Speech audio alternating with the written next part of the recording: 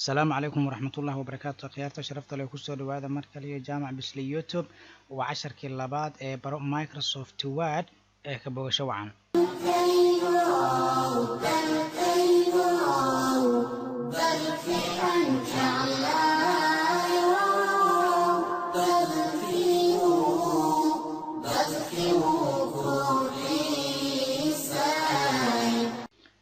muuqaalkan hortiina ka muuqdo akhyaarta sharafta leh inuu muuqdo waa Microsoft Word 2016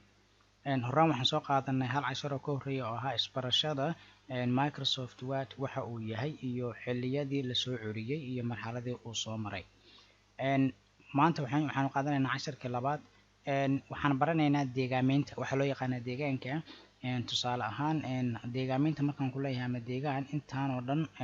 waa deegaan haddana wuxuu u kala degdegan yahay qaybo u kala degan yahay tusaale haddaan ku siiyo waxaan dhigi karnaa intaan waa gobolkii okay waa gobol kadib waxaan leenahay caasimad baynu siinaynaa kadib waxaanu siinaynaa caasimadda gobolka kadib waxaanu siinaynaa degmo haddii la yidhahdo inta tuulada hoos tagi karta waa dareemi kartaan marka saasaan marka waxaan u leenahay deegaameyn tusaale hadda meeshaan aan joogo waa Word waa home aan dhahay meeshaan hadda waa home intaan ayaa oo magaalo ama intaanoo tuulo ayaa hoos imaado tusaale haddaan halkan ku dhufto ayadana sidaa iyo si lamida in kale ayaa hoos imaado marka waa dareemi kartaa marka deegaan haddii lagu yiraahdo sida ay wax yihiin inuu yeelanayo meel u koreyso madaxa sida degmo kale kadibna ay sii kala furma intaasoo magaalo iyo intaasoo tuulo hoos imaanayaan aan barana marka Wordkan muuqaalkan Wordka intiini horay u taqaanayna waa taqaaneen oo Microsoft Wordka la socotay oo hore u soo baratay inta dambana fadlan hala socdaano muuqaalkan wuxuu shabahaa Microsoft 2007 iyo 2010 wuu egyahay macnaha Microsoftigan Wordka shirkadii soo saartay ama lahayd oo Microsoft la yiraahdo 2007dii wixii ka horreeyay waxay isticmaali jirtay nidaam loo yaqaano Minus 2007dii wixii ka dambeeyay ayaa waxay bilowday inay isticmaasho nidaam loo yaqaano Libres marka waxyaabo badan ayay ku soo kordhisay oo deegaanahan wax badan ay u soo kordhisay aan guda galno marka meeshan haddeertaan saan markuu yahay markaan baranayno saan markuu yahay deegaameyntiisa haddaan barano saan markuu u egyahay ama saan meeshan ay tahay inta geeskan aan ka bilaabayna geeskan aad u joodaan meeshan waxaa loo yaqaanaa quick access toolbar intaan saas u dadban oo jiifkaana waxaa loo yaqaanaa ayadana oo intaan ah oo saan ah waxaa loo yaqaanaa title bar ayaa loo yaqaanaa meeshana waa meeshii faylalkii wax laga helay waa usoo noqon doonaa ayada haddaan imaado meeshan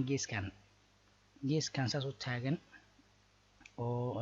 saan ah oo jooga camal ah waxaa loo yaqaanaa iyadana vertical scroll bar baa loo yaqaanaa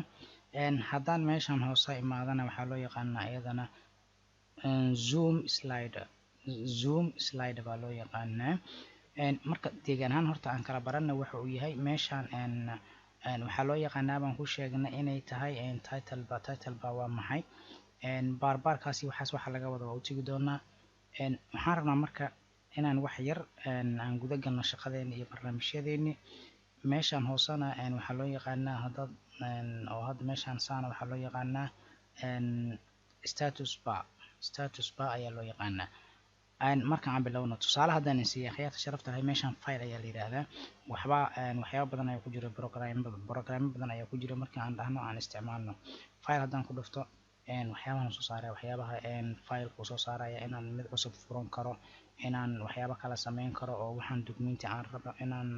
keensado aan soo dhoofsado aan rabo inaan furto ku inaan save gareysanayo ku inaan documenti aan u save waxaas u tegi doona haddii ay beedno waxaas ku jiro inta danta kana home intaanoo dhan ayaa ka hoos baxdo oo waxyaabaha lagu shaqeynayo markii wax la qoraayo ayaa loo isticmaalaya meeshan haddaan ku dhufto insert waxaanay keenaysaa ayadan intaasoo dhan ku jirto markaan ku leeyahay deegaamiye marka saasaan ka waday design haddaan ku dhahana saan waa iyadana haddaan layout ku dhiftana saan ayay noqonaysaa marka waxaan laga rabaa inaan isticmaalno hadduu eeba idmo tusaale yar haddaan isiiyo oo kale haddaan halkaan imaado oo oon ku dhufto meeshaan loo yaqaano zoom slider boqolkiiba boqol bay hadda noqonaysaa warqadan iyo maxaan rabaa inaan yareeyo way ugu yara weynta inaan yareeyo bal aan aragno bal way yaraatay 2 page ayay noqotay waxaana iska tiro meeshaan ku qoran haddana ujeedaan 1 page ayay noqotay waa inaan weynaystaan rabaa marka haddana intaan ku dhuftay waa soo dhaweeynahay warqadiisa soo dhaweey waa ujeedaan haddana waa iska sikinaya marka meeshaan waxaa lagu magacaabaa akhyaarta sharafta lahay zoom slider ayaa loo yaqaanaa inta aan taga marka meeshaan haddaan taga meeshaan waxay sheegtaa waan sheegnay status bar ayaa loo yaqaanaa ama waxaad dhihi kartaa oo kale view tabs ama view points meesha marka imaan akhyaaray waxay noo sheegaysaa page-kan aan haysan inuu 1 page hada warqadan saan page ahaan waa meeqa waa 1 page waa 1 ku 1 waxa weeye page 1 of 1 waa 1 ku 1 ama 1 page ayaan haysanaa wax eray aan ugu qorno words waxa laga wadaa erayo ama jumlad ahaan wax ugu qorno wax aan ku qorno mara sida ay cadda u joodaan meeshaan luqadda oo noo dooran ayaa waxay tahay English United Kingdom United Kingdom ayaa ii dooran ma doorno USA iyo luqado kale ima doorno luqad ahaan English ay dooran oo United Kingdom okay marka warqadeena markaan wax yar aan yara weynaysano oo saan wax yar aan ugu darsano okay hadda u joodaan waa page iyo page tusaale yar haddaan siiyo wordskan rabaa inuu soo u shaqeyno inaad aragtaan waxa loo yaqaano word ama jumlad loo yaqaano erayaasaan u qoray ama xarfaan dheesaasaan u qoray haddana hoosa imaado wadma hadda u joodaan intaan dhanba wuxuu ka dhigay hal jumlad mid kale ku daraya word uu yiri mid kale haddana ku daray labo uu yiri oo u joodaan akhyaarta sharafta leh labo ii sheegay okay marka labo ayuu ii sheegay hay aan degta marka haddana waxaan rabaa midkaan ah page ku page inaan intusiyo waxay tahay meeshaan aan haddana joogaa waa page-ka koowaad aan joogaa intaan tagay kaasarkalkaasaan ku dhuftay page-ka labaad ayaan joogaa waxbaan ku qoray meeqa ii qoran page-ka 2 ku 2 page-kaas koowaad aan kasoo tagay page-ka labaad aan joogaa 2 ku 2 page-ka labaad ayaan joogaa meeqa eray ii qoran 3 eray 3 waxaa ii qoran jumladad oo ah kan koow ilaa 2 ka koreysay haddaan tusiyo kaas iyo 2 ka koreysay oo joodaan